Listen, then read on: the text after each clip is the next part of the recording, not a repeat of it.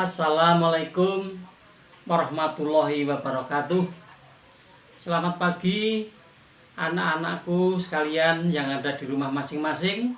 Bagaimana kabarnya anak-anak? Semoga kalian senantiasa baik-baik saja di rumah, sehat walafiat. Amin ya rabbal alamin. Pada pertemuan ketiga kali ini, materi PPKN dari Pak Ngadmen akan saya sampaikan yang berjudul Kedaulatan Negara Kesatuan Republik Indonesia. Sebelum materi dimulai, anak-anak bisa membuka buku paket yang sudah di tangan kalian, yaitu pada halaman 53 sampai 97. Juga anak-anak bisa membuka Undang-Undang Dasar 1945 yang sudah diamandemen. Anak-anak sekalian, materi ini akan kita bagi menjadi materi pokok yang terdiri dari pengertian kedaulatan, yang kedua tentang bentuk kedaulatan, dan yang ketiga adalah pelaksanaan kedaulatan negara Republik Indonesia. Yang pertama yaitu pengertian kedaulatan. Kedaulatan itu kalau dilihat dari bahasa Arab adalah daulah. Daulah artinya kekuasaan tertinggi. Mendengar kata-kata kedaulatan rakyat berarti kekuasaan tertinggi di tangan rakyat.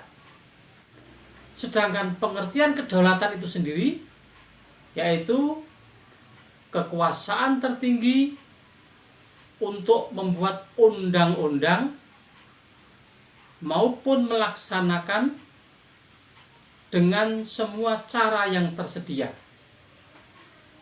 Jadi negara itu kesimpulannya memiliki kedaulatan, kekuasaan yang tertinggi dan berwenang membuat suatu undang-undang atau aturan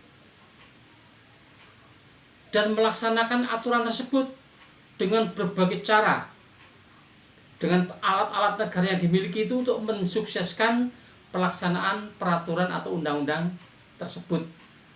Sehingga apabila suatu negara kok dikalahkan oleh teroris misalnya, atau kelompok masyarakat yang ingin mengacak-acak hukum, berarti negara tersebut kehilangan kedaulatannya. Oleh karena itu negara harus kuat, maka memiliki kekuasaan menjalankan dengan berbagai cara, dengan perangkat yang dimiliki. Nah, perangkat negara itu apa? Punya perangkat hukum, aparat penegak hukum, polisi, jaksa, pengadilan. Nah, semua perangkat tersebut adalah untuk menegakkan hukum. Sedangkan untuk menjalankan undang-undang, banyak sekali lembaga-lembaga negara yang berfungsi untuk menjalankan kedaulatan negara. Yang berikutnya anak-anak, yang kedua yaitu bentuk kedaulatan negara. Bentuknya ada dua, yaitu yang pertama adalah kedaulatan ke dalam, yang kedua adalah kedaulatan keluar. Apa yang dimaksud kedaulatan ke dalam itu? Kedaulatan ke dalam yaitu bahwa bangsa yang merdeka memiliki kekuasaan untuk menyusun, mengatur, menjalankan pemerintahannya sendiri tanpa dipengaruhi oleh negara lain. Sedangkan kedaulatan keluar yaitu bahwa bangsa yang merdeka memiliki kekuasaan, wewenang untuk menjalin kerjasama dengan negara lain tanpa dipengaruhi oleh kekuatan-kekuatan asing atau negara lain. Contoh kedaulatan ke dalam yaitu pemerintah mengadakan kebijakan-kebijakan dengan membuat suatu peraturan-peraturan perundang-undangan untuk memajukan bangsa, mensejahterakan masyarakat, melaksanakan pemilihan umum, pilkada, pilpres, pileg, dan seterusnya, itu adalah dalam rangka melaksanakan kedaulatan ke dalam. Sedangkan teori kedaulatan, nah ini taruh teori kedaulatan ini sebaiknya kita bahas di ruang kelas saja. Ada kedaulatan Tuhan, kedaulatan raja, ada kedaulatan negara, kedaulatan hukum, kedaulatan rakyat. Dan ini teori-teori seperti ini kita bahas di ruang kelas yang waktunya panjang. Nah, kita memasuki materi pokok berikutnya, yaitu pelaksanaan kedaulatan negara Republik Indonesia. Pasal 1 ayat 2 Undang-Undang Dasar 1945 berbunyi, kedaulatan berada di tangan rakyat dan dilaksanakan menurut Undang-Undang Dasar. Itu maknanya apa, anak-anak? Kedaulatan berada di tangan rakyat. Rakyatlah yang berkuasa. Tetapi tidak berarti rakyat semaunya sendiri, sekehendaknya sendiri, memaksakan kepada pemerintah atau mengatur sesuai dengan kelompok-kelompok masyarakat. Nggak bisa. Dilaksanakan menurut Undang-Undang Dasar. Artinya kita mengikuti aturan yang tertulis di dalam pasal-pasal Undang-Undang Dasar. Di samping kedaulatan rakyat, Indonesia juga menganut kedaulatan hukum. Hal ini ditegaskan dalam pasal 1 ayat 3 Undang-Undang Dasar 1945 yang berbunyi, negara Indonesia adalah negara hukum. Nah, juga ditegaskan lagi dalam pasal 27 ayat 1 yang berbunyi, segala warga negara bersamaan kedudukannya di dalam hukum dan pemerintahan dan wajib menjunjung hukum dan pemerintahan itu dengan tidak ada kecualinya. Ini menunjukkan bahwa negara kita itu diatur oleh hukum.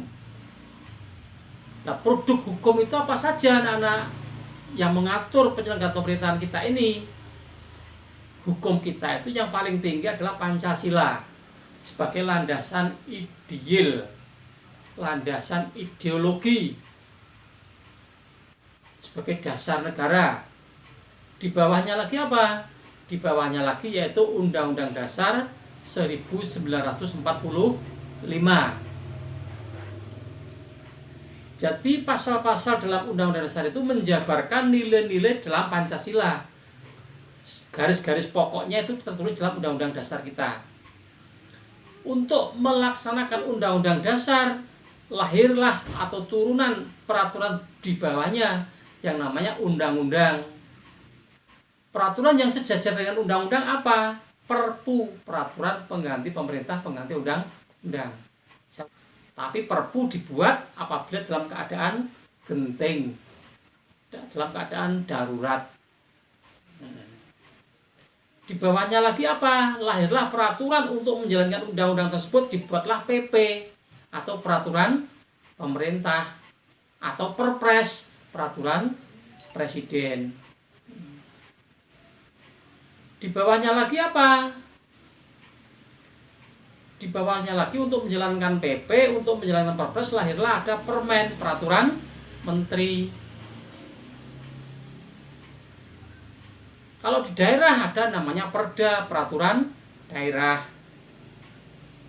Di bawahnya lagi ada yang namanya perbub, peraturan bupati, pergub, peraturan gubernur. Sehingga sebagai kepala negara dan kepala daerah tidak boleh melaksanakan pemerintahan ini hanya dengan semaunya sendiri, tetapi harus mengikuti aturan-aturan yang ada tersebut. Jangan sampai menjalankan pemerintahan tanpa mengikuti aturan yang masih berlaku. Di dalam teori Montesquieu, dalam kedaulatan negara itu dibagi menjadi 3 supaya tidak terjadi pemusatan kekuasaan pada seseorang atau kelompok, yaitu ada legislatif, eksekutif, dan yudikatif. Apa itu yang termasuk kelompok legislatif? Yaitu kekuasaan untuk menyusun peraturan perundang-undangan. Siapa yang menyusun? Nah, kelompok lembaga-lembaga yang masuk kelompok legislatif diantaranya kalau di pusat itu DPR, MPR, DPD. Anggota MPR itu ya anggota DPR dan DPD. Cuma anggota DPD ini memiliki akses untuk memberikan rumusan dan masukan kepada DPR, terutama menyangkut peraturan-peraturan yang ada kaitannya dengan otonomi daerah. Sedangkan MPR yaitu membuat atau menetapkan, merubah undang-undang dasar dan juga membuat TAP MPR. Itu legislatif di pusat. Kalau legislatif di daerah siapa? Legislatif di daerah yaitu DPRD provinsi dan DPRD kabupaten atau kota. Tugasnya apa? Tugasnya yaitu membuat perda, peraturan daerah. Kalau di provinsi itu DPRD provinsi bekerja sama dengan gubernur. Sedangkan di kabupaten atau kota yaitu DPRD kabupaten atau kota itu membuat perda kerjasama dengan persetujuan bupati atau wali kota. Berikutnya adalah kekuasaan eksekutif. Eksekutif itu siapa? Kalau eksekutif di tingkat pusat itu adalah presiden. Presiden yang dibantu oleh para menteri. Sehingga menteri-menteri itu adalah lembaga eksekutif sebagai pembantu presiden. Adapun eksekutif di daerah provinsi yaitu Bapak Gubernur. Gubernur yang dibantu oleh para kepala dinas, badan daerah, dan seterusnya. Itu eksekutif di daerah provinsi. Sedangkan eksekutif di daerah kabupaten atau kota yaitu adalah bupati. Sedangkan di kota itu wali kota yang juga dibantu oleh para kepala dinas dan badan-badan daerah kota maupun kabupaten. Yang ketiga adalah kekuasaan yudikatif. Apa artinya anak-anak? Yang dimaksud yudikatif adalah kekuasaan untuk menegakkan perundang-undangan apabila terjadi pelanggaran. Sedangkan lembaga yudikatif itu di Indonesia ada MA atau Mahkamah Agung, MK Mahkamah Konstitusi, dan KY Komisi Yudisial. Anak-anak sekalian, di samping 3 lembaga tersebut yang disebutkan oleh Montesquieu, legislatif, eksekutif, dan yudikatif, di Indonesia yang tertuang di dalam Undang-Undang Dasar 45 juga ada lembaga yang tugasnya mengawasi penggunaan keuangan negara, yaitu yang disebut BPK, Badan Pengawas Keuangan. Ini juga disebut istilahnya adalah lembaga eksaminatif. Nah, dari legislatif, eksekutif, yudikatif yang dijalankan oleh semua lembaga, itulah namanya menjalankan kedaulatan negara. Di dalam pelaksanaan kedaulatan ini juga melalui proses yang namanya demokrasi. Ada demokrasi langsung dan demokrasi tidak langsung atau perwakilan. Nah, pengertiannya bagaimana demokrasi langsung itu?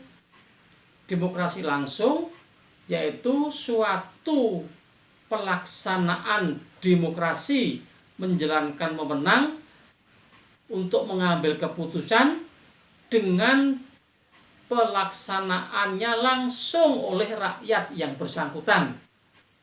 Contohnya pemilihan presiden secara langsung. Berarti suara rakyat ini nanti akan diambil untuk membuat keputusan siapa yang menang presidennya. Pilkada, memilih bupati, wali kota, ini juga demokrasi langsung, karena suara rakyat akan dipakai untuk mengambil keputusan siapa yang berwenang, berhak menjadi kepala daerah. Pilkades juga, pileg juga. Pileg itu apa? Pemilihan legislatif. Nah, yang kedua adalah demokrasi tidak langsung. Demokrasi tidak langsung juga disebut demokrasi perwakilan. Suatu pelaksanaan mengambil keputusan oleh negara, tetapi kewenangannya sudah dimandatkan, sudah diwakilkan kepada lembaga tersebut, tidak langsung dari rakyat. Contoh, untuk membuat undang-undang, rakyat sudah mempercayakan kepada DPR. DPR lah yang memutus, yang sudah disepakati bersama dengan presiden. Ini namanya demokrasi perwakilan atau tidak langsung. Demikianlah anak-anak penjelasan dari saya. Apabila kurang jelas, nanti anak-anak bisa tanya saya lewat WA. Setelah materi ini ada tugas sedikit sebagai berikut.